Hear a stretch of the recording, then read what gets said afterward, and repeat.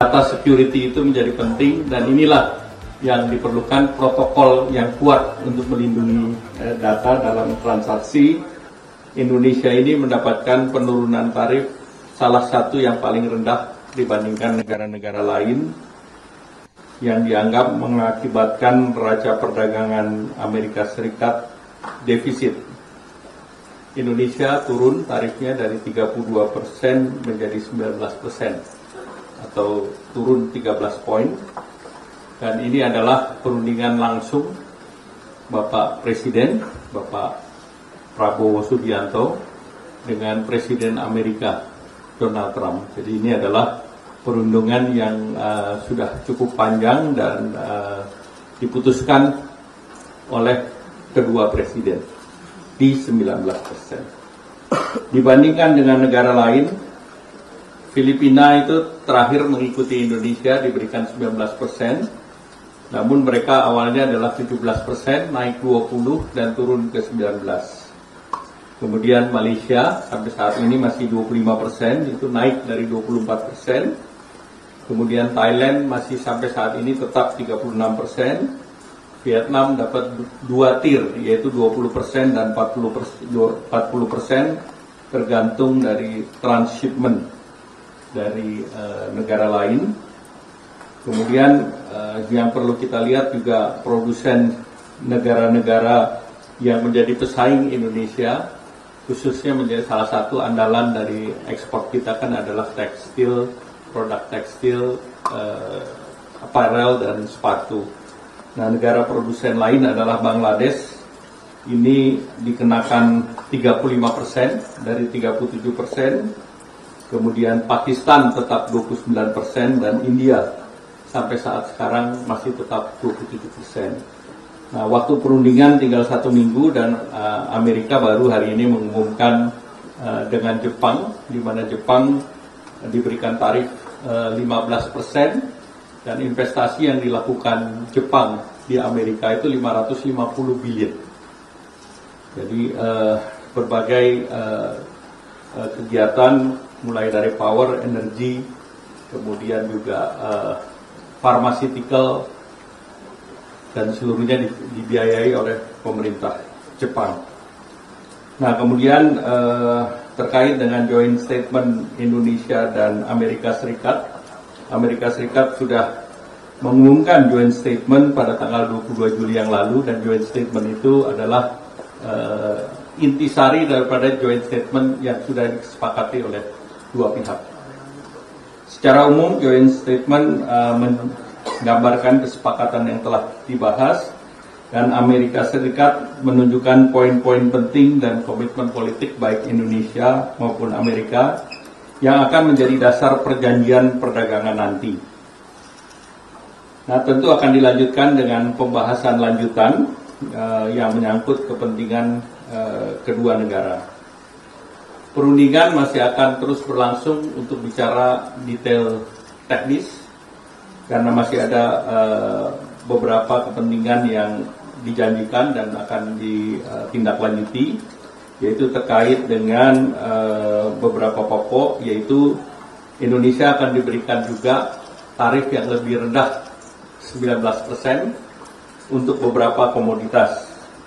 Nah, yang dikatakan adalah komoditas sumber daya alam yang tidak diproduksi oleh Amerika Serikat, seperti kelapa sawit, kopi, kakao, produk agro, dan juga produk mineral lainnya, termasuk juga komponen pesawat terbang dan juga komponen daripada produk industri di kawasan industri tertentu, seperti di free trade zone. Jadi itu sedang dalam pembahasan, dan itu dimungkinkan lebih dari 19%, lebih rendah dari 19%, dan dimungkinkan mendekati 0%. Seperti kita ketahui bersama bahwa Amerika juga melihat bahwa Eropa memberikan kita CPO 0% dalam EU SEPA. Jadi beberapa itu menjadi benchmark. Kemudian kalau terkait dengan data pribadi, itu sebetulnya beberapa data pribadi kan sebetulnya merupakan praktek dari masyarakat pada saat daftar di Google, di Bing, melakukan e-commerce dan yang lain. Pada saat membuat email akun, itu kan data upload sendiri. Dan data-data gini tentu ini data pribadi, dan bagi kesepakatan Indonesia dan Amerika adalah membuat protokol untuk itu. Jadi finalisasinya bagaimana ada pijakan hukum yang sah, aman, dan terukur untuk tata kelola lalu lintas data pribadi antar negara atau cross border daripada data pribadi tersebut. Dan ini adalah menjadi dasar hukum yang kuat untuk perlindungan data pribadi warga negara Indonesia. Dan ketika menikmati layanan cross border. Nah, cross border itu kan bukan hanya ke Amerika Serikat tetapi ke berbagai negara lain. Jadi itu sudah Indonesia sudah persiapkan protokol. Salah satunya protokol seperti di kawasan digital Nongsa. Di kawasan digital Nongsa dipersyaratkan security-nya itu bukan hanya security daripada segi digital, tetapi juga security physical. Jangan sampai ada yang orang masuk misalnya ke data center tanpa izin, kemudian mengambil server atau mengambil data. Demikian pula keamanan kabelnya sendiri. Kabelnya berada dalam standar tertentu sehingga orang nggak bisa tapping terhadap kabel tersebut. Jadi ini beberapa security yang dilakukan di sektor digital, dan tentu selama ini kalau bertransaksi menggunakan digital seperti Mastercard, Visa Card, itu data pun antar satu negara dan negara lain dipertukarkan.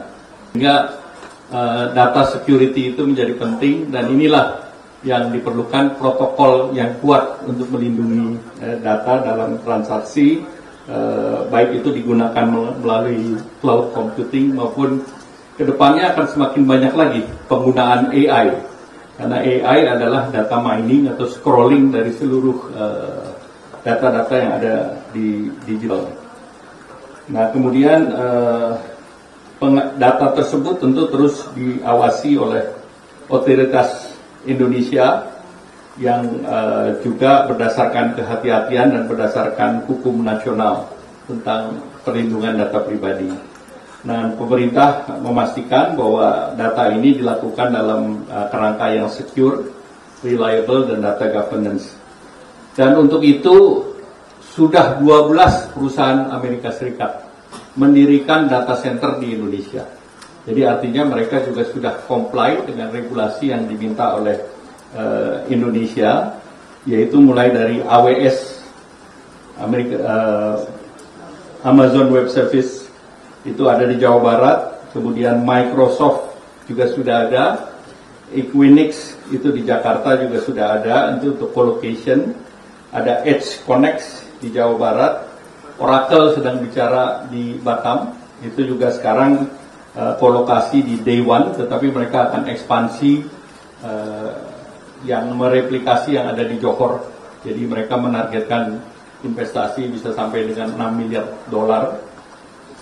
Kemudian juga terkait dengan kolokasi bersama digital infrastructure, Google Cloud dengan data center, Wowrek di Jakarta, kemudian ada Cloudflare, kemudian Braze, adapun Anaplan Unlimited, ini seluruhnya bekerja sama dengan AWS.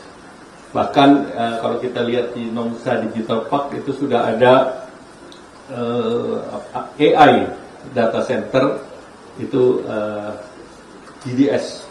Jadi artinya di situ kita sudah berbicara mengenai cross border data secara dengan protokol tertentu dan dengan negara yang kita anggap reliable ataupun trusted partner istilahnya.